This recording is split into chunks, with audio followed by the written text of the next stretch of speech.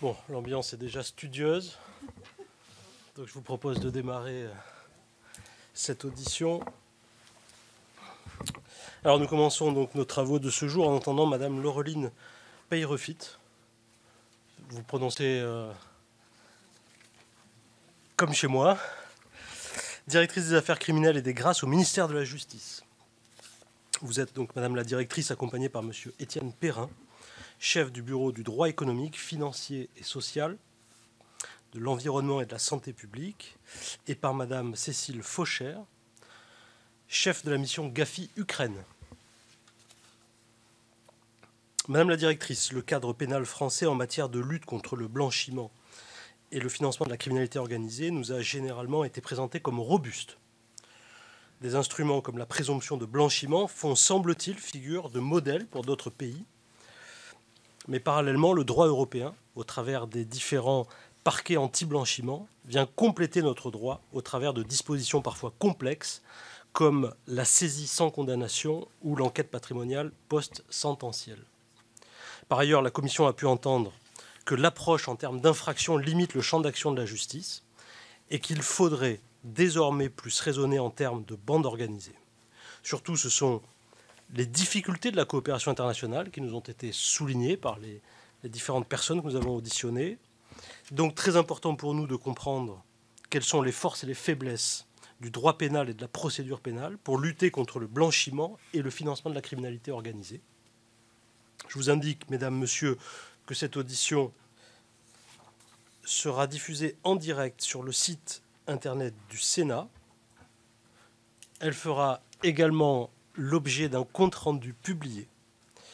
Et enfin, je vous rappelle pour la forme qu'un faux témoignage devant notre commission d'enquête serait passible des peines prévues aux articles 434-13, 434-14 et 434-15 du Code pénal. Donc je vous invite à prêter serment de dire toute la vérité, rien que la vérité. Alors Madame Peyrefit, si vous voulez bien lever la main droite et dire « je le jure ». Je vous remercie. Monsieur Perrin, vous avez la main droite. Merci. Madame Fauchère. Je vous remercie. Madame la directrice, je vais vous laisser donc quelques minutes de présentation liminaire. Et puis, après quoi, je passerai donc la parole à Madame la rapporteure et aux commissaires de notre commission d'enquête qui sont présents. Merci.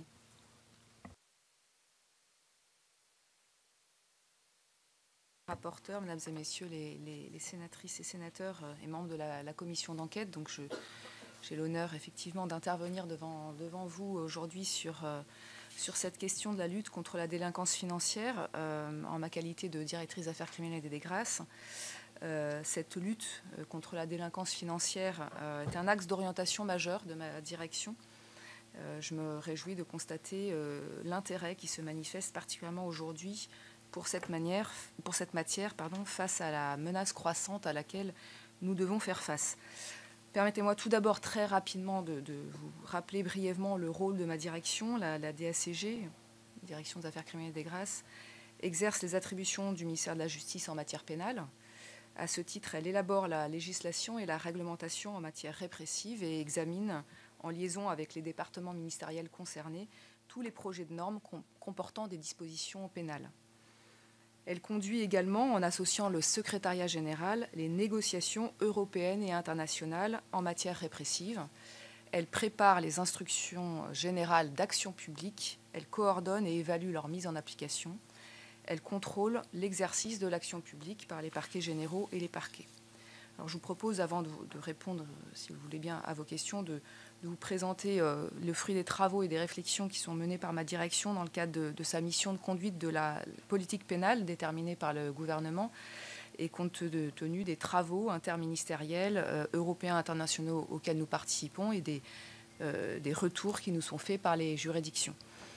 Après un premier état de la menace, de ce que nous constatons, et vous avoir présenté peut-être aussi l'architecture judiciaire de lutte contre la délinquance financière et la criminalité organisée, j'évoquerai peut-être brièvement les moyens d'investigation et je rappellerai la dimension fondamentalement interministérielle de la lutte contre la délinquance économique et financière, comment nous travaillons et également les stratégies d'action que nous portons. Alors, l'état de la menace, vous le savez, la délinquance financière renvoie en réalité à un champ infractionnel particulièrement étendu qu'il faut, à mon sens, entendre comme englobant toutes les formes d'escroquerie et les infractions voisines, que sont l'abus de confiance, le faux, l'usage de faux, certaines infractions au droit de la consommation, à la fraude fiscale, les infractions à la probité, les infractions au code de commerce, abus de biens sociaux, infractions aux moyens de paiement, à la réglementation douanière, à celle des marchés financiers et boursiers, enfin, évidemment, les infractions de blanchiment. En matière de délinquance financière, force est de constater que nous faisons face à une menace massive et protéiforme, longtemps sous-estimée sans doute, qui n'a ni visage, ni assise territoriale, ni frontières. Massive, d'abord en nombre d'affaires qui remontent des parquets et des parquets généraux, qui sont loin en réalité d'être représentatifs de la réalité de ces activités qui sont par nature occultes, comme l'illustre un certain nombre d'affaires d'escroquerie qui constituent la matière première que traitent au quotidien les services d'enquête et les magistrats. Je me reporte pour cela aux chiffres qui sont communiqués, notamment ceux de juillet dernier, qui ont été communiqués par le service statistique du ministère de l'Intérieur et qui vous ont sans doute déjà été donnés.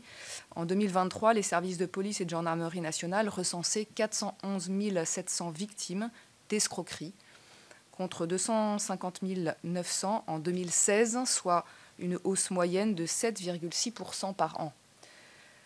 Invisible, donc massive, invisible et dissimulée, la délinquance économique et financière se développe au travers d'une économie souterraine et du recours aux circuits de l'économie légale, bancaires, commerciaux, administratifs, d'un recours ingénieux aux technologies les plus innovantes et parfois de complicité au sein même de nos institutions.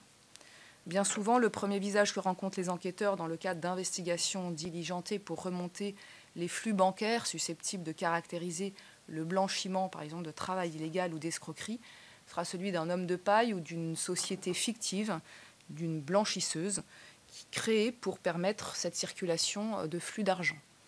Souvent, le suivi des flux illégaux d'argent bancarisé conduira les services d'enquête à une domiciliation bancaire à l'étranger, particulièrement en Israël, à Dubaï, à Hong Kong, afin d'entraver ou de ralentir les demandes d'entraide pénale internationale. Il s'agit d'une réalité qui est aussi connue du monde judiciaire que des délinquants qui s'y réfugient. C'est une menace sous-estimée de longue date, souvent considérée de moindre gravité, où la vigilance de la victime est souvent parfois remise en cause. Je souhaite y revenir un instant parce que cette menace que représente aujourd'hui la délinquance économique et financière pour notre économie, nos deniers publics, la confiance des citoyens dans les institutions publiques et pour la sécurité des personnes lorsqu'interviennent des réseaux criminels est profonde. Je citerai notamment les escroqueries aux faux ordres de virement qui ont frappé nombre d'entreprises françaises et d'établissements publics, les fraudes opportunistes aux dispositifs de gestion de la crise sanitaire, la fraude au malus écologique lors de l'acquisition de véhicules, le phénomène de garage fictif qui permettent l'immatriculation des véhicules au nom de sociétés fictives, et permettent ainsi la commission d'infractions multiples en toute impunité de s'exonérer frauduleusement des amendes. La fraude aussi au dispositif d'attribution de la prime de transition énergétique dite MaPrimeRénov'. Lorsqu'on s'intéresse au haut du spectre de la criminalité financière, on regrette que cette délinquance reste encore considérée comme de moindre gravité, alors que ces faits occasionnent des préjudices économiques extrêmement conséquents pour de très nombreux concitoyens. Un certain nombre de dossiers récents en cours l'illustrent, le dossier Apollonia, le dossier dit Carton Rouge, qui est en cours de traitement en ce moment. Ces faits occasionnent un préjudice abyssal pour l'État, qui obère ainsi fortement son action. Je vous rappelle les propos de Madame la ministre des Comptes publics, Amélie de Montchalin, qui avait annoncé que les services de son ministère avaient détecté 20 milliards d'euros de fraude en 2024. L'exemple récent de la fraude à la taxe carbone, qui implique un dénommé Mouli, qui est surnommé aussi le roi de l'arnaque, arrêté récemment à Rome pour l'organisation de son insolvabilité, avait été précédemment condamné à 8 ans d'emprisonnement pour une vaste escroquerie à la TVA. Ces faits ont des incidences également réelles sur la sécurité et la santé de nos concitoyens, puisqu'ils sont susceptibles de déstabiliser l'économie complète d'entreprises privées, conduisant à des mesures de licenciement, des fraudes fiscales estimées à 3 milliards d'euros en 2024 par le ministère des Comptes publics, portent atteinte aux capacités de la sécurité sociale, donc à l'accès à la santé, et certaines opérations sont commanditées ou reliées à des groupes criminels qui n'hésitent pas à recourir à des actions violentes. Pour faire face à cette menace, quelle est l'architecture judiciaire? C'est une organisation qui s'est construite sur une spécialisation avec des niveaux de traitement différenciés pour faire face à cette activité volumétrique, complexe et transnationale. Donc, plusieurs étapes d'organisation judiciaire, de strates d'organisation judiciaire, avec des réformes qui ont eu pour ambition d'adapter le traitement judiciaire aux évolutions de cette criminalité en matière économique et financière et permettre une prise en compte plus efficace de cette criminalité dans toutes ses spécificités.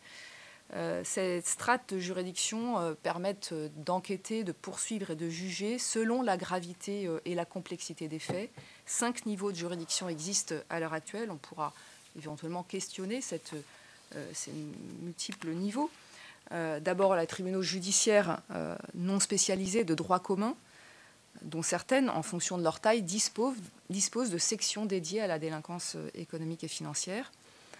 Les pôles économiques et financiers, qui ne sont plus qu'au nombre de 2 aujourd'hui, à Bastia et à Nanterre. Les 8 juridictions interrégionales spécialisées qui sont compétentes également en matière économique et financière, la JUNELCO, la juridiction nationale de lutte contre la criminalité organisée, le parquet national financier, et je citerai également le parquet européen qui a été créé, vous le savez, par un règlement du 12 octobre 2017 et qui comporte une délégation française. Il s'agit d'un organe de l'Union européenne. Ces 164 parquets des tribunaux judiciaires, je le disais, ont compétence pour connaître de toutes les affaires pénales commises sur leur ressort territorial, notamment des infractions économiques et financières non complexes, telles que des faits d'escroquerie, d'abus de confiance, de fraude à la sécurité sociale ou aux finances publiques. Certains contentieux dans ces matières disposent de magistrats référents, par exemple en droit pénal du travail, en atteinte à la probité, référents TRACFIN, référents CODAF, le comité opérationnel départemental antifraude, qui ont pour mission, ces référents, d'animer la politique pénale et d'être le point de contact vis-à-vis des partenaires institutionnels. Les tribunaux les plus importants disposent de sections, de pôles qui sont dédiés au traitement de cette délinquance économique et financière, favorisant ainsi une prise en compte plus rapide des dossiers, une bonne connaissance des services d'enquête spécialisés des partenaires institutionnels et permet la détermination d'une politique pénale claire avec la constitution d'une jurisprudence dédiée du tribunal correctionnel. Les magistrats qui souhaitent se spécialiser bénéficient d'un catalogue de formation très détaillé et très ample de la part de l'ENM qui dispose de nombreuses actions de formation en la matière, notamment sur le blanchiment, sur le droit des marchés publics, la corruption, l'étude des pièces comptables. Certains offrent plusieurs niveaux de compétences avec également des cycles de formation qui se produisent sur une année complète. Les 2 pôles économiques et financiers, j'en dirai juste un mot pour vous indiquer à Bastia et à Nanterre qu'ils ont une compétence territoriale qui s'étend sur le ressort de la cour d'appel concernée. Ils étaient initialement au nombre de 33. Il y a eu une évolution de cette organisation judiciaire pour ne plus laisser que le PEF de Bastia et celui de Nanterre qui a été créé en 2017, compte tenu de la spécificité de la délinquance économique et financière sur ce ressort qui accueille, comme vous le savez, de nombreux sièges d'entreprises. Les juridictions interrégionales spécialisées, leur création était le résultat en 2004 de plusieurs constats. Les criminels sont mobiles, ils tirent avantage de la mondialisation, ils adaptent leurs modes opératoires et se structurent, tout particulièrement en la matière, où de nombreux passages à l'acte sont commis depuis ou à destination de l'étranger. Il fallait donc moderniser à l'époque l'architecture judiciaire et prendre en compte la dimension de ces réseaux de groupes criminels en dotant ces juridictions d'outils d'investigation adaptés à l'évolution des phénomènes criminels. Elles sont au nombre de 8, réparties sur tout le territoire national, 7 en métropole et 1 en Outre-mer à Fort-de-France. Leur champ de compétences est plus large que celle de la délinquance économique et financière. Vous le savez, elle intègre toute la criminalité organisée sous toutes ses formes. Elles sont compétentes et le critère de compétence, c'est les affaires d'une grande complexité, c'est-à-dire, par exemple, intégrant un grand nombre d'auteurs, l'importance du nombre de victimes ou du préjudice, la commission de faits dans des lieux multiples, la coopération internationale à mettre en œuvre nécessaire. La Junalco, qui a été créée donc en 2019, 15 ans après celle des GIRS, a permis de renforcer encore davantage l'action judiciaire dans la lutte contre la criminalité organisée, en ce compris donc sa dimension financière, à sa professionnalisation et à son internationalisation. Il s'agit d'une compétence nationale concurrente, je ne l'ai pas dit pour les GIRS, mais c'est le cas également, en raison notamment du ressort géographique sur lequel les affaires de très grande complexité, cette fois, s'étendent, avec la nécessité souvent d'utiliser des mécanismes de coopération internationale dans plusieurs pays, avec des enjeux d'envergure nationale ou internationale, d'une complexité toute particulière des investigations à réaliser. Et le parquet national financier, je dis mais il a été créé antérieurement, en 2013, en réaction, vous le savez, à l'émoi considérable qu'avait provoqué l'affaire Cahuzac et à l'évaluation à l'époque mitigée de la France par l'Organisation de coopération et de développement économique, l'OCDE. C'était la première fois qu'un parquet à compétence nationale était instauré, disposant de moyens propres, entièrement dédiés à la lutte contre la corruption et la fraude fiscale aggravée. Je pourrais évidemment en dire plus si vous le souhaitez sur ce dispositif. Enfin, le parquet européen, qui a été créé donc en 2017, c'est un organe de l'Union européenne doté de la personnalité juridique. Il fonctionne selon le principe d'indivisibilité entre un échelon central situé à Luxembourg et des échelons décentralisés. Il est chargé de rechercher, de poursuivre et renvoyer en jugement les auteurs et complices des infractions pénales portant atteinte aux intérêts financiers de l'Union européenne. La délégation française du parquet européen est composée de 7 magistrats, 7 procureurs européens délégués, assistés de greffiers et d'assistants spécialisés. Alors cette différentes strates dans cette architecture judiciaire, notamment en matière de lutte contre la délinquance économique et financière, ne peut fonctionner correctement sans une coordination et une animation dans lequel le ministère de la Justice, à travers la DACG, s'investit au quotidien. Ces 5 niveaux donc, ont le plus souvent des compétences concurrentes qui donc nécessitent une bonne circulation de l'information, une bonne coordination entre l'ensemble de ces échelons pour que chaque affaire, notamment d'ampleur, pour que chaque affaire soit traitée à l'échelon le plus approprié. Des circulaires donc, ont été diffusées. Je pense notamment à celle du 31 janvier 2014 relative au procureur de la République financier qui prévoit l'articulation des compétences entre les différentes juridictions spécialisées en matière économique et financière, ou à celle qui a accompagné la création de la Junalco, la circulaire du 17 décembre 2019 qui constitue un des piliers de l'articulation des juridictions de droit commun. Il y a eu également la diffusion d'un certain nombre de circulaires thématiques ou territoriales qui rappelle et décline ces principes d'articulation. Et la récente circulaire du 5 mars 2025, qui vient renforcer la coordination judiciaire en matière de lutte contre la criminalité organisée dans son ensemble, intégrant bien évidemment l'aspect de la délinquance économique et financière.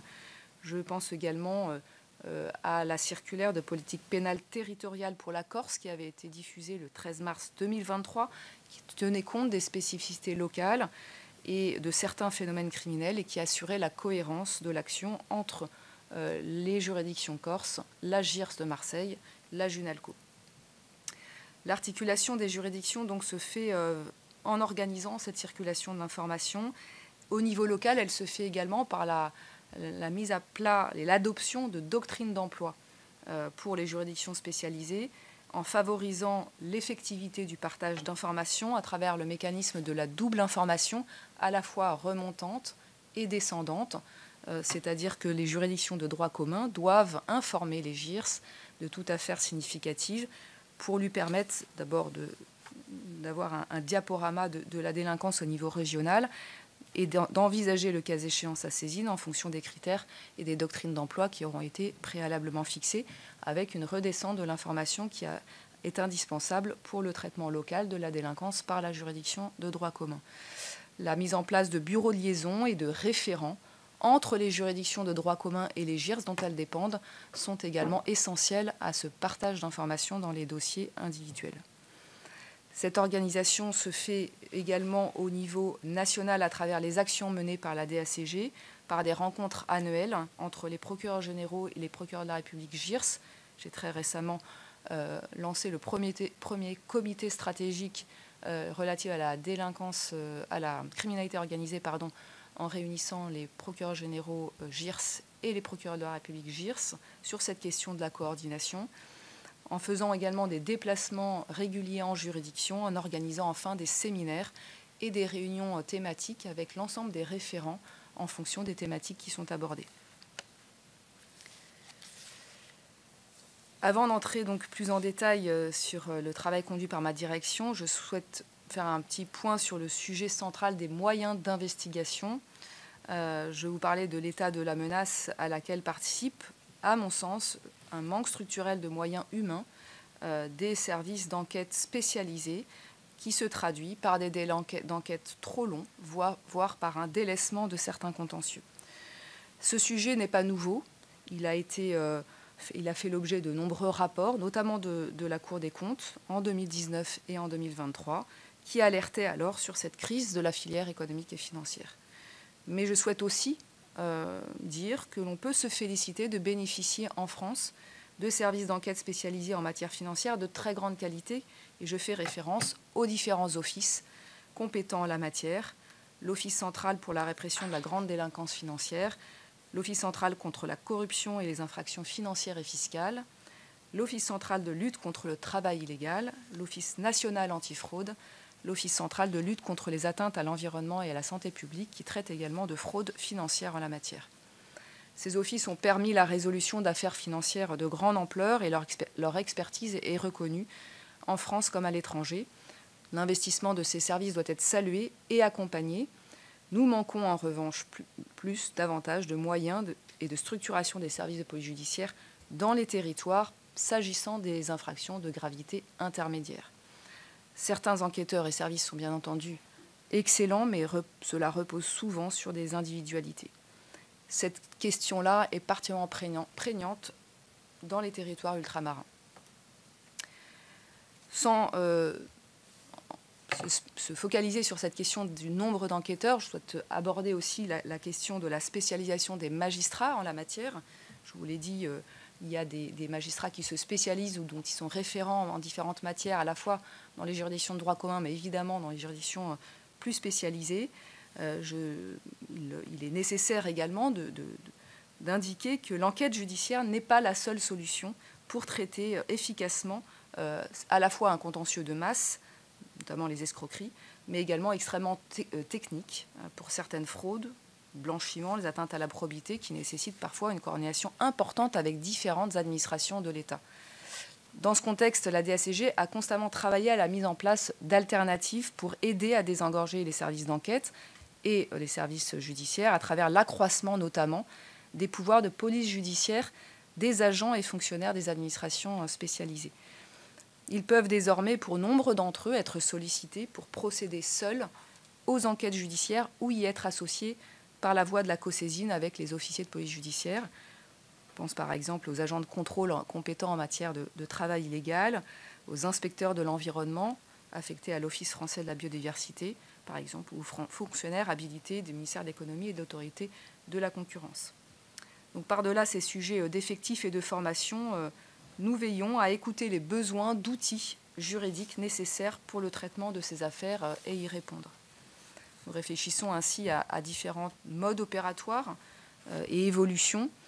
L'extension encore des pouvoirs de police à certains actes pour des agents des administrations qui en sont dotés. Je pense par exemple à l'extension de pouvoirs de police judiciaire de la DGCCRF en matière d'infraction d'escroquerie. On peut imaginer également d'étendre les pouvoirs en matière pour procéder à des investigations dans le cadre de l'information judiciaire et sur commission rogatoire du juge d'instruction pour des infractions, par exemple, en matière de droit du travail. Il y a également en réflexion un certain nombre d'évolutions qui sont envisagées, notamment de développer des pouvoirs de sanctions administratives à certaines administrations ou autorité administrative indépendante. On pense à la Haute Autorité de la transparence pour la vie publique, au pouvoir de la commission de sanctions de l'Agence française anticorruption, ou encore au renforcement des sanctions devant la Chambre du contentieux de la Cour des comptes pour les infractions financières des gestionnaires publics. Les cadres d'investigation qui permettent également de traiter efficacement de cette matière ont été très récemment l'objet de débats, notamment dans le cadre de la proposition de loi sur le narcotrafic, notamment le dossier distinct. La question également de l'extension des capacités de lutte contre la corruption a fait l'objet de votes à la fois devant le Sénat et l'Assemblée nationale. Ce sont des dispositifs qui permettront très certainement d'accroître la capacité de traitement de ces matières. Il reste également le sujet des outils techniques qui permettent d'appréhender les investigations complexes que nécessite ce type de fait. Je pense à la question de l'exploitation d'immenses quantités de données que nous sommes en peine d'exploiter dans des délais compatibles avec les délais raisonnables d'une enquête. Et c'est probablement l'enjeu de l'intelligence artificielle et des outils d'intelligence artificielle qui pourraient permettre d'avancer en la matière. Le rôle de l'administration centrale, donc du ministère de la Justice, dans la structuration de la politique pénale en la matière est évidemment important. Le Code de procédure pénale, vous le savez, prévoit que le ministre de la Justice conduit la politique pénale nationale et en assure la cohérence. Et la direction des affaires criminelles et des grâces exerce les attributions du ministère de la Justice en matière pénale. Sur la base des éléments et des informations qu'elle recueille, la DACG adresse aux magistrats du parquet des circulaires générales de politique pénale, thématiques ou territoriales, je l'ai évoqué, qui encadrent leur action, qui, sans jamais s'ingérer dans les affaires particulières qui relèvent de l'autorité judiciaire, permettent d'harmoniser le traitement de ces infractions et de permettre également d'apporter des outils techniques et juridiques, des bonnes pratiques et de diffuser l'ensemble de ces bonnes pratiques à l'ensemble des juridictions. Nous avons, et je l'ai dit, s'agissant de la coordination des strates juridictionnelles, diffusé un certain nombre de dépêches.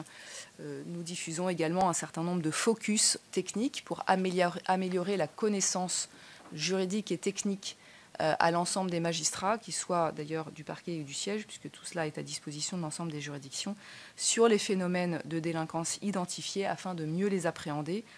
C'est ainsi que la circulaire, par exemple, du 4 octobre 2021, relative à la lutte contre la fraude fiscale, fixe les lignes directrices de la politique pénale en matière de fraude fiscale en mobilisant l'ensemble des juridictions spécialisées en la matière, en définissant des stratégies d'enquête et en préconisant une déclinaison des modes de poursuite. Il y a notamment un rappel des dispositifs introduits en 2018 comme la CJIP, la Convention judiciaire d'intérêt public. Elle a également favorisé le recours aux investigations patrimoniales, les échanges et les liens avec les administrations, avec Tracfin, et favorisé également l'analyse des données à enjeu afin de permettre une meilleure cartographie des risques. Autre exemple, la dépêche du 27 juin 2024 relative au traitement des infractions au dispositif fiscal de taxation des émissions de carbone, dit malus écologique, qui vise à faciliter l'appréhension de ce phénomène de fraude par les juridictions et donc la mise en œuvre d'une réponse judiciaire efficace. Nous avons pu, grâce à ces directives notamment, en coordination avec les partenaires indispensables, car il s'agit d'une matière dans laquelle, je l'ai dit, le développement de l'interministériel était très important.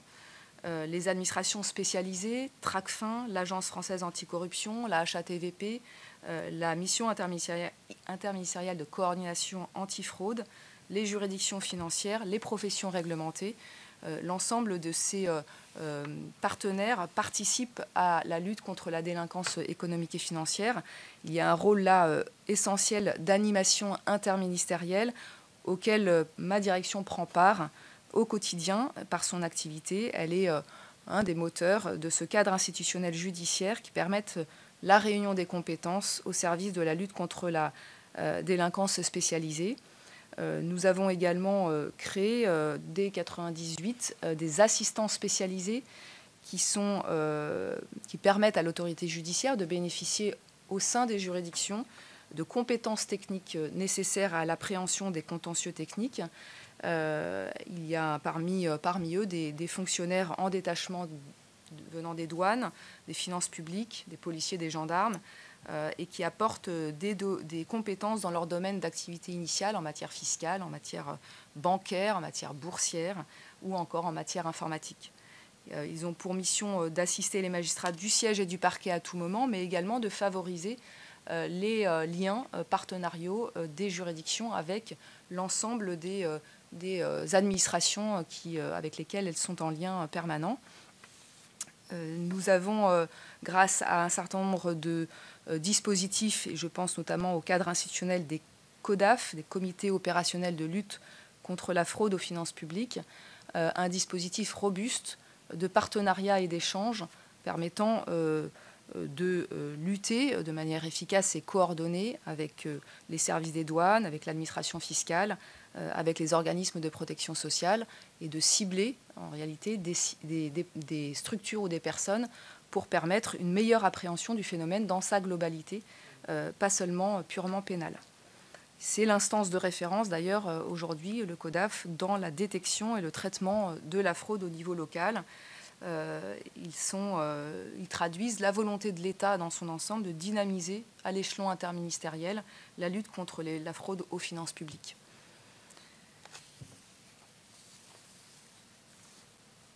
Plusieurs autres dispositifs permettent de réunir des compétences pluridisciplinaires essentielles pour la conduite des investigations et je pense notamment à la création des GIR, les groupes interministériels de recherche créés en 2002, qui ont déjà pu être présentés à votre mission. Ils constituent des forces d'action indispensables, principalement à la lutte contre l'économie souterraine et à toutes les formes de délinquance qui y sont associées. Et ils permettent d'accompagner les enquêteurs spécialisés par le biais de la COSESIN pour axer les investigations sur les enquêtes patrimoniales et sur la lutte contre la criminalité organisée avec l'économie souterraine et des dispositifs de saisie et de confiscation, même si aujourd'hui la doctrine d'emploi des GIR est actuellement donc en cours de rénovation. Ma direction y participe très activement. C'est un dispositif en tout cas qui a fait ses preuves et qui est particulièrement utile dans l'appréhension globale des phénomènes de délinquance et notamment de criminalité organisée, puisque c'est essentiellement sur ce champ que les GIR interviennent. Le constat préalable, c'est d'abord le renforcement nécessaire de la prévention en matière de lutte contre la délinquance financière et des actions à envisager, la prévention en amont de l'intervention judiciaire. Comme je l'ai indiqué, il ne peut pas être attendu de la justice, a fortiori avec les moyens qui sont les siens, qu'elle absorbe la totalité de la masse de la délinquance économique et financière, mais la prévention des agissements doit prendre une part importante et significative dans cette lutte, car elles trouvent leur source dans des détournements de circuits légaux qui paraissent évitables parfois. Il s'agit je pense, au contrôle et à la détection renforcée de la part des administrations compétentes de l'État. Je rappelais les statistiques en matière d'escroquerie, plus de 411 000 victimes d'escroquerie en 2023. 68 000 personnes mises en cause ont été orientées la même année par les parquets pour des faits d'escroquerie simple, à l'exclusion donc des escroqueries en bande organisée. Et donc ces chiffres démontrent l'ampleur du phénomène. Et face à l'ampleur du phénomène, il faut évidemment prendre en compte des dispositifs préventifs supplémentaires. L'impossibilité pour les forces de sécurité intérieure, eu égard à la modicité de leurs moyens, enfin la limitation en tout cas de leurs moyens, et l'entièreté de la masse d'affaires portée à la connaissance, c'est un constat. Et d'autre part, pouvoir mener des investigations poussées et complexes pour chaque affaire afin de tenter d'élucider les infractions, alors même que le taux d'élucidation est en matière d'escroquerie simple assez faible, compte tenu de ces éléments. Le constat aussi, c'est qu'il y a un écrémage naturel avec le filtre judiciaire au détriment de procédures qui ne peuvent valablement pas donner lieu à une orientation pénale parce que tout simplement l'auteur n'a pas pu être identifié, donc l'infraction n'a pas pu être suffisamment caractérisée du fait du manque de capacité à opérer des enquêtes d'importance et qui nécessiteraient de faire des actes particulièrement lourds pour un nombre d'infractions particulièrement important. C'est donc un système de contrôle préalable qu'il est nécessaire d'instaurer, par exemple sur la fraude au fonds de solidarité qui a été créé en 2020. Les entreprises ont été particulièrement touchées. Je pense aussi à la fraude au compte personnel de formation. Face à ces facilités d'obtenir des fonds versés par l'État, des organisations criminelles mettent en place des réseaux structurés dans le but de capter frauduleusement les fonds, notamment du compte personnel de formation. Il est aisé de créer des organismes de formation fictifs, réunissant le plus souvent des caractéristiques de sociétés éphémères. Peut-être que ça interroge sur la manière dont ces aides sont versées et la facilité avec laquelle ils sont versés, avec un contrôle qui est uniquement a posteriori. Je rappelle également les phénomènes de fraude massive qui sont pris en compte par la MICAF et qui a pour mission, elle, de coordonner l'action des différents services. Lutter contre les flux financiers associés à la criminalité organisée, c'est une priorité de politique pénale. La lutte contre le blanchiment en particulier, qui constitue un sujet de mobilisation majeur, avec le double objectif d'assurer la solidité, l'intégrité et la stabilité de l'environnement économique et financier licite et de lutter contre les réseaux criminels en privant leurs auteurs des fonds et des biens illicitement acquis. La circulaire de politique pénale générale du 27 janvier 2025, très récente, l'a encore rappelé dans le contexte où le chiffre d'affaires du trafic en général est estimé à minima à 3,5 milliards d'euros annuels et où l'ONUDC estime entre 800 et 2000 milliards de dollars les produits d'activités criminelles blanchis chaque année, la lutte contre le blanchiment constitue une priorité nationale de politique pénale. Cette circulaire reflète sans équivoque l'impulsion et la dynamique que le ministre et donc ma direction souhaitent donner à la lutte contre le blanchiment et de façon plus globale contre les flux financiers illicites qui alimentent l'économie souterraine et les circuits occultes. Il y a à la fois un volet préventif et un volet répressif à cette lutte contre le blanchiment afin de décliner une stratégie marquée par la volonté de coordination renforcée de l'ensemble des acteurs, déstabiliser donc durablement les réseaux criminels en privilégiant leur démantèlement à partir de l'analyse des flux financiers et priver ces groupes criminels des fonds et des biens illicitement acquis.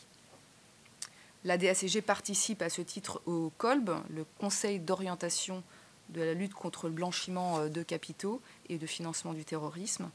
Elle contribue aussi à l'analyse des risques qui est effectuée par le COLB. Elle participe à la définition, à la mise en place du plan national d'action en matière de lutte contre le blanchiment de capitaux et le financement du terrorisme.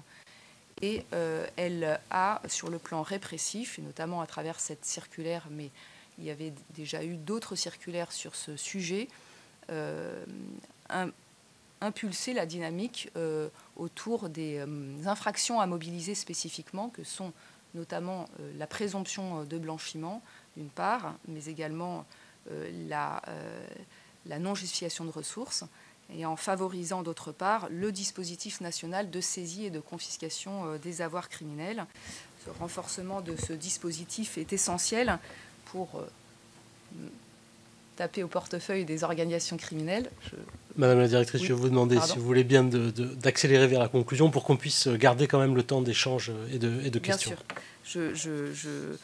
J'abordais les questions qui vous occupent également, enfin qui font partie du questionnaire sur ces infractions qui sont assez, vous l'avez dit dans votre introduction, uniques, qui constituent effectivement des mécanismes qui ont fait leurs preuves, robustes, d'action à l'égard des organisations criminelles en axant les dispositifs répressifs sur les flux financiers, sur les gains financiers des organisations criminelles et sur la nécessité de renforcer l'action sur les saisies et les confiscations des avoirs, non seulement des biens matériels, mais également des biens financiers, avec une approche systématique patrimoniale dans la conduite des investigations.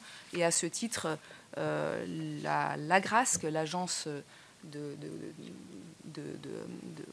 des avoirs criminels, de recouvrement des avoirs criminels saisis et confisqués, est un dispositif avec ses annexes et ses antennes déployées sur le territoire qui a permis des avancées et qui a pu déterminer une hausse du volume des confiscations particulièrement importante. Bon, j'arrête là. Alors, on a la collègue, Mme Belriti, qui doit partir, donc j'aimerais qu'elle puisse poser sa question, si vous le permettez, avant de partir. Merci, Madame, pour votre exposé très complet. Vous nous avez en fait bien détaillé les principales missions de la Direction des affaires criminelles et des grâces, ainsi que les différents services impliqués. Je voudrais savoir si vous pouviez nous exprimer quelques réussites récentes de la Direction des affaires criminelles et des grâces en matière de délinquance financière. Pouvez-vous partager des exemples concrets de dossiers traités avec succès? Et puis, comment la Direction des affaires criminelles et des grâces s'adapte-t-elle aux défis posés par l'utilisation des technologies numériques dans les crimes financiers? Merci.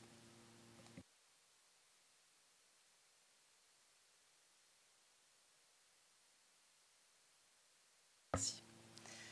La Direction des affaires criminelles et des grâces ne participe pas directement aux enquêtes et aux dossiers et aux procédures qui sont conduites par les juridictions. Je tiens d'abord à le rappeler. Nous donnons des instructions générales.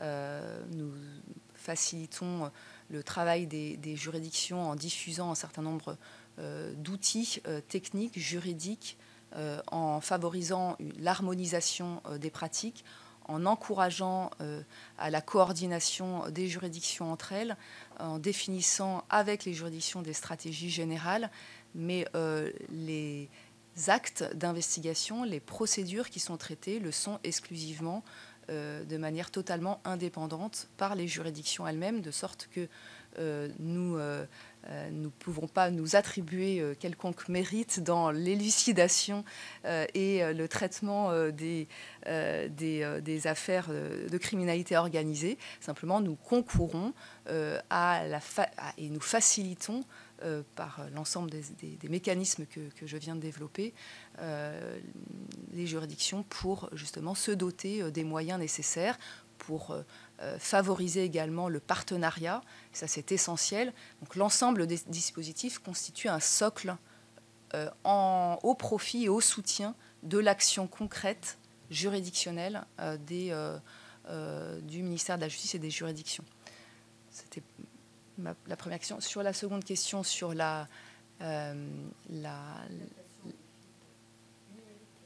tout à fait. Nous avons, avec le concours de l'AGRASC, diffusé un guide de saisie des avoirs numériques qui permet, là aussi, de tenir compte des évolutions technologiques en la matière et des évolutions des produits financiers pour pouvoir donner aux juridictions les outils juridiques pour leur permettre d'appréhender ce phénomène de flux de crypto-monnaies et de faciliter la saisie de ces biens et ces actifs numériques. Je vais passer il y a deux questions de M. Hervé Reynaud et André Richard. Peut-être on va les prendre et puis après, Mme la rapporteure pourra intervenir. Hervé Reynaud. Merci Madame la directrice pour ce panorama extrêmement complet, les enjeux, les actions. Vous avez évoqué également un certain nombre de réformes, peut-être facilitatrices dans le cadre de l'aboutissement de vos missions. L'intitulé de notre commission, c'est également de proposer des mesures face aux nouveaux défis. Est-ce que vous pourriez peut-être hiérarchiser un certain nombre de mesures, justement, qui pourraient permettre, alors qu'elles soient d'origine législative ou autre, permettre peut-être d'être encore plus efficace. Vous pourriez appeler de vos voeux pour être encore plus efficace dans le cadre de votre mission. Et puis une deuxième question.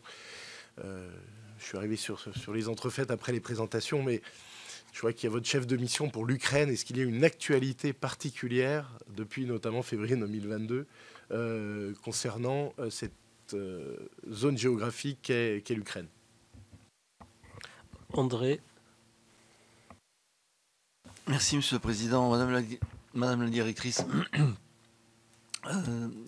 dans la lutte contre la criminalité organisée, dans la lutte contre le blanchiment, tout particulièrement, les collectivités locales sont quelquefois des fournisseurs d'informations particulièrement importantes.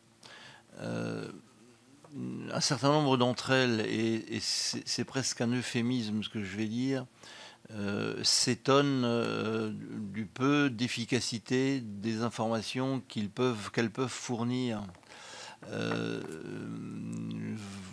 Pour être très direct, un certain nombre d'entre elles font des informations auprès du parquet et n'ont jamais aucun retour.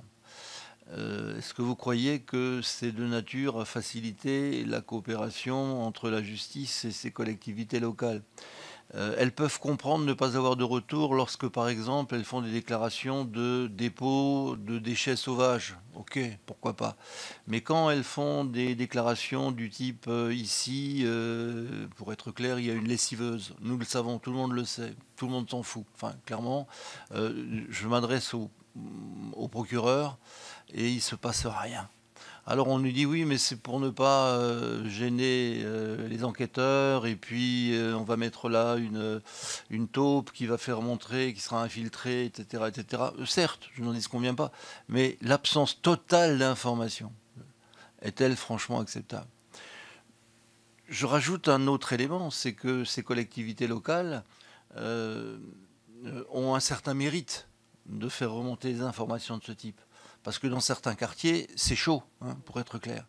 Donc, celui qui va faire remonter l'information dans les conditions très claires que l'on connaît, avec, et ça a été dit parfaitement dans le cadre du rapport sur le narcotrafic, avec des corruptions qui malheureusement gangrènent aussi l'administration, Madame la Directrice, il faut le savoir ça. Hein. Le maire qui vient les mains dans les poches faire une déclaration de ce type, il a intérêt à être un peu solide, quoi. Bien. Eh bien, lorsqu'effectivement il fait une déclaration de ce type et qu'il ne se passe rien, et il n'a pas d'information, il ne se passe rien dans son esprit, peut-être qu'il se passe quelque chose derrière, mais vous avez compris, j'appelle franchement à une collaboration accrue entre les parquets, tout particulièrement ceux qui s'occupent de ces domaines, compte tenu de l'investissement souvent particulièrement fort d'un certain nombre d'élus locaux. Je vous remercie. Madame la Directrice. Merci. Sur les nouveaux dispositifs, je dirais d'abord qu'effectivement, nous sommes déjà dotés de mécanismes robustes. J'en ai décrit quelques-uns.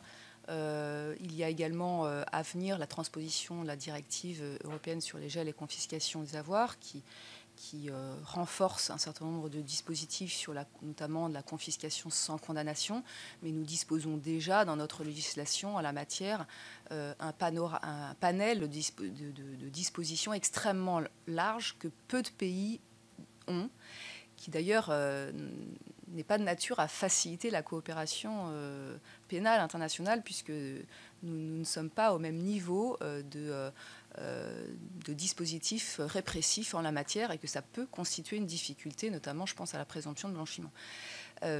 Mais en tout état de cause, il y a des réflexions au niveau européen pour accroître encore peut-être les manques qui pourraient encore subsister, et nous sommes en train d'y travailler.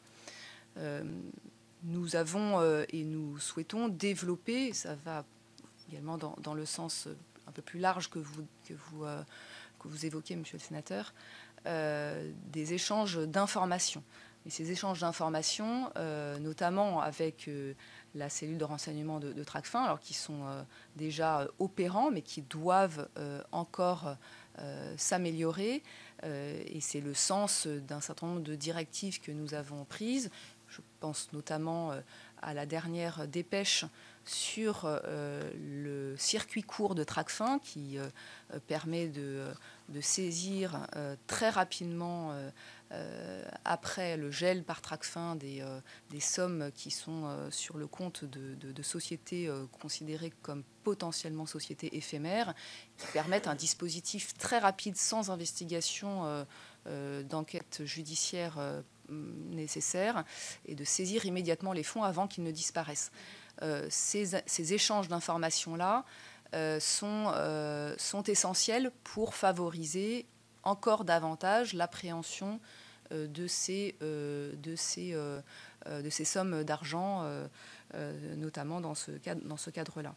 Donc voilà un petit peu les dispositifs. Après, il y a également, mais nous attendons l'issue évidemment de la commission mixte paritaire, un certain nombre de dispositions nouvelles qui viennent d'être adoptées et qui favoriseront là aussi, j'ai déjà évoqué, la lutte contre la grande délinquance économique et financière, notamment en lien avec la criminalité organisée. Voilà pour un certain nombre d'exemples de nouveaux dispositifs que nous portons. Sur les échanges avec l'Ukraine, vous voulez peut-être intervenir et je reviendrai bien sûr sur la dernière. Oui, sur l'Ukraine, vous nous interrogiez sur l'actualité du moment. Vous le savez, il y avait au moment de la prise des sanctions internationales à l'encontre de la Russie, à la suite de l'agression injustifiée de l'Ukraine, un certain nombre de travaux s'étaient mis en place à la fois au niveau européen, mais aussi au niveau du G7, pour coordonner au niveau européen et au niveau international la mise en œuvre de ces sanctions.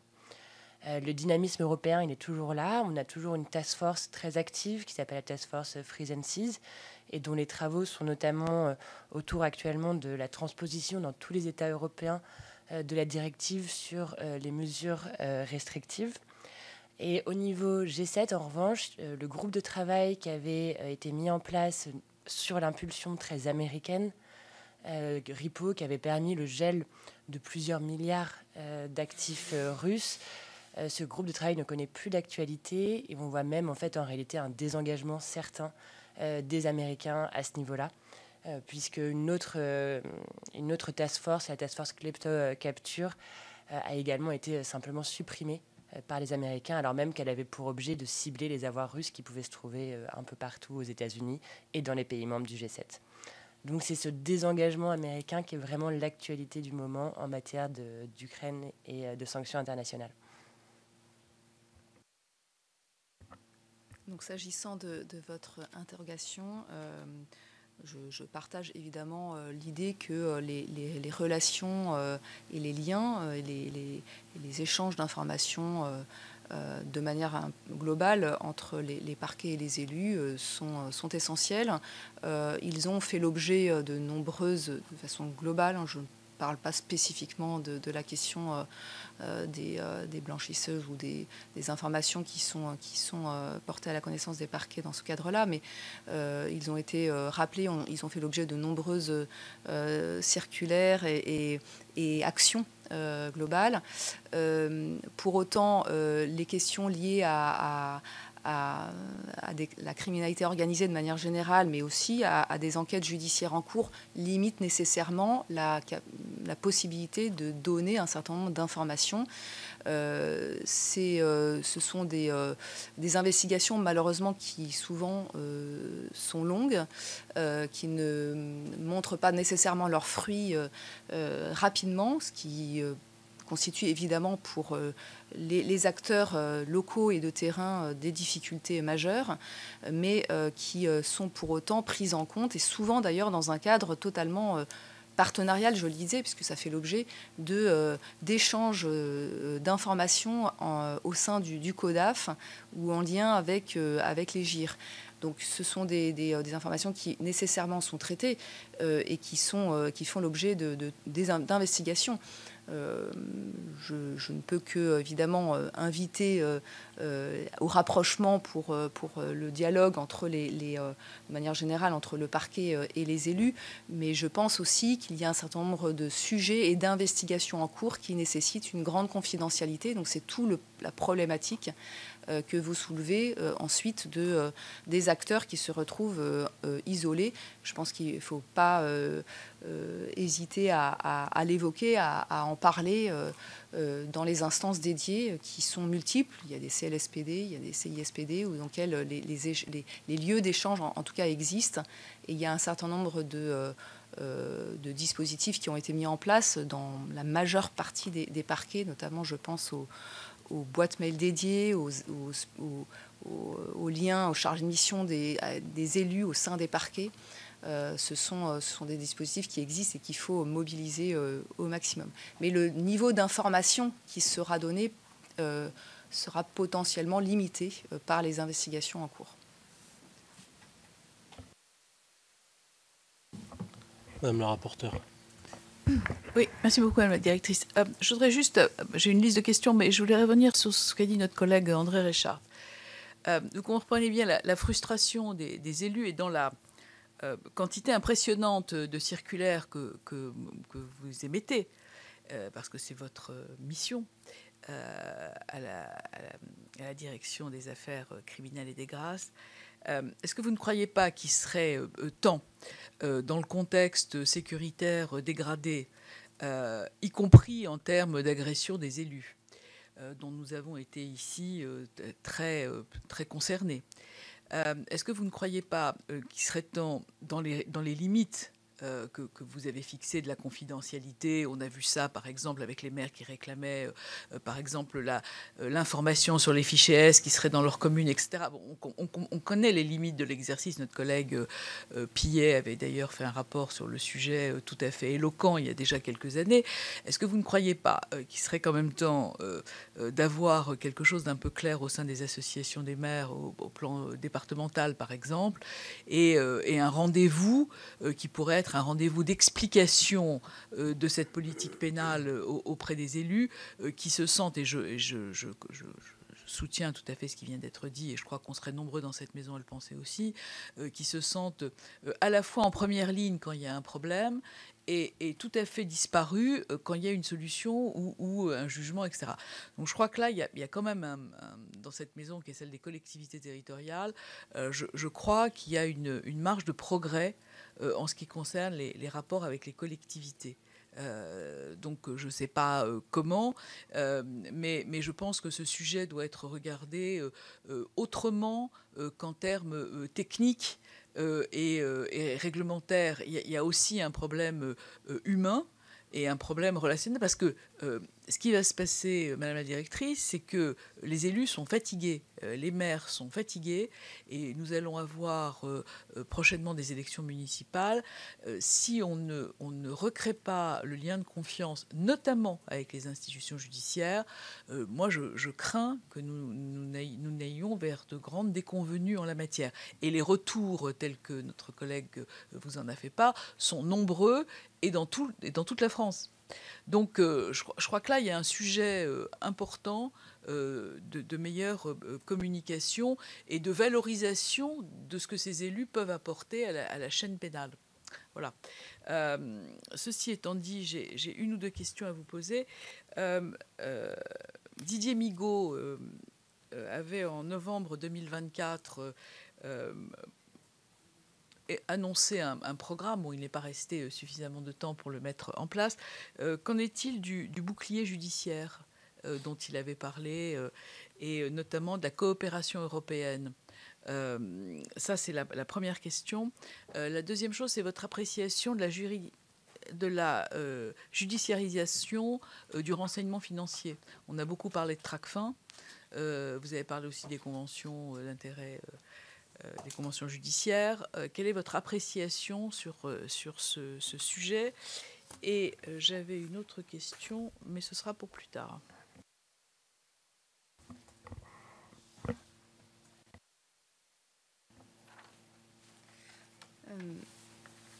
Alors sur la votre première observation, je prends acte de ce que vous indiquez, bien évidemment, et je le regrette profondément. C'est évidemment essentiel que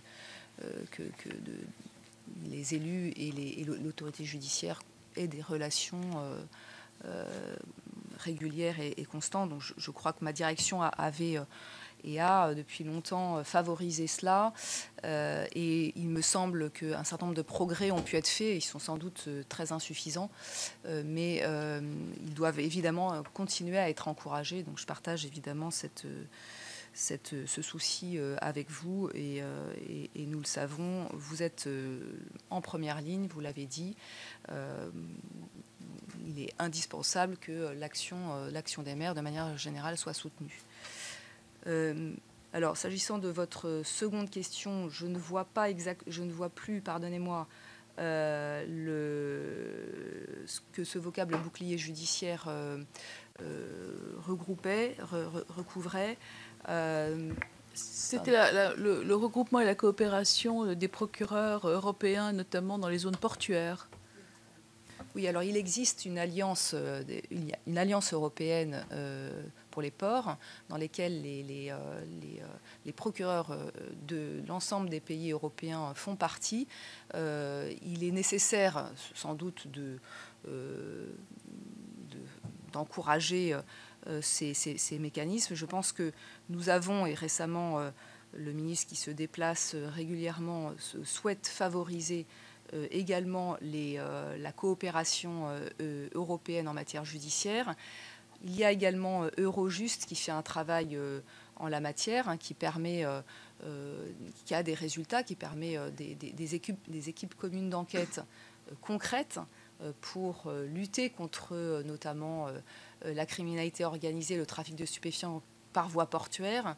Nous avons également, il y a un travail en cours également par l'AFA.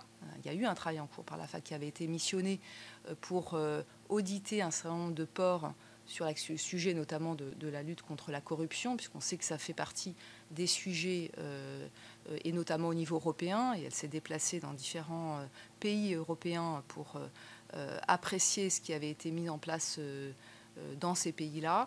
Donc il y a un certain nombre déjà de mécanismes et d'instances européennes qui existent, qui sont totalement investis par à la fois les magistrats, donc l'autorité judiciaire, et puis par les États qui se sont mobilisés en la matière. Je ne sais pas si vous voulez ajouter un point. Voilà. Sur la judiciarisation du renseignement, oui, j'évoquais Tracfin. Les liens avec Tracfin ont été considérablement renforcés et il est maintenant, vous savez qu'il y a 18 institutions financières et professions assujetties qui sont dans l'obligation de faire des déclarations de soupçons et qui permettent à Tracfin d'identifier un certain nombre de points et de faire des contrôles. Et Tracfin, par la transmission de notes d'information, saisit l'autorité judiciaire de signalements très régulièrement pour permettre de vérifier l'existence ou pas d'actions de blanchiment et d'infractions de blanchiment. Donc ces liens-là sont constants. La judiciarisation, elle est très opérante. Il est souhaité de la part des parquets, un peu comme les élus finalement, un retour d'information également qui n'est pas toujours effectué selon les voies qui ont pourtant été mises en place. Nous avons mis en place un dispositif de transmission, de retransmission des informations à la suite des informations issues de Tracfin. Ça mérite encore d'être amélioré, mais cette judiciarisation existe. Alors, je pense que pour lutter efficacement contre les flux financiers occultes, il est indispensable d'avoir un renseignement financier robuste, qu'il soit d'ailleurs par le fait de Tracfin ou par d'autres biais. Et là-dessus, il y a évidemment la coopération de ces professions assujetties qui sont, ou de ces institutions qui doivent être renforcées. Et dont on a allongé la liste dans le texte sur les narcotrafics sans compter ce que, jusque tard hier soir, nous avons voté dans le texte sur la lutte contre certaines fraudes aux aides publiques. Donc le dispositif va se compléter avec un peu pointilliste, mais à défaut d'être pointilleux, mais il se complète quand même. J'avais un autre point, parce que vous avez évoqué la sanction des gestionnaires publics. Vous avez évoqué la Cour des comptes en termes de sanctions des gestionnaires publics. Est-ce que vous pourriez revenir sur ce point? Je ne suis pas sûre d'avoir bien compris ce que vous vouliez dire. Il y a un certain nombre de réflexions en cours sur le transfert en fait, de sanctions pénales vers des sanctions plus administratives. Et il y a un certain nombre d'infractions qui sont très peu d'ailleurs mobilisées de fait par les juridictions. Et notamment les sanctions pénales en lien avec la responsabilité pénale des gestionnaires publics qui pourraient donner lieu à des sanctions administratives ou par une prise en compte par la Cour des comptes à la fois facilitée et puis pour resserrer l'action des juridictions pénales sur d'autres contentieux. Donc, il s'agit en fait de manière plus globale de s'interroger sur des transferts de compétences pour accroître la capacité de chacun de mener au mieux des actions répressives. Et donc, moi, j'ai une question, Madame la Directrice. Là, tout à l'heure, vous avez parlé du défi de l'exploitation des données et notamment de l'utilisation de l'intelligence artificielle peut-être pour arriver à exploiter des données en masse très importantes. Nous, ce qui nous est remonté beaucoup dans notre enquête, c'est aussi l'impossibilité d'avoir accès aux données des messageries chiffrées. Est-ce que dans vos travaux sur l'évolution du cadre pénal, vous envisagez des possibilités, des dispositifs, des dispositions nouvelles qu'on pourrait imaginer pour permettre qu'au moins sur réquisition judiciaire, on puisse avoir accès aux messageries chiffrées?